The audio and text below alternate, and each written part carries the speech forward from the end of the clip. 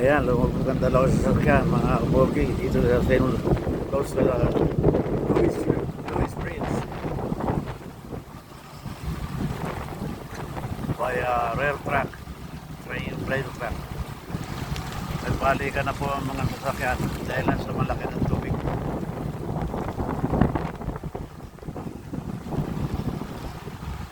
Balikan po ang mga sasakyan dahil lang sa laki ng tubig. Buti nga po walang tao sa loob ng sasakyan. Walang tao. Ayun. Lubog ang dalawang kotse. Sige na po mga kapogi. Giniginaw na ako. Lamig.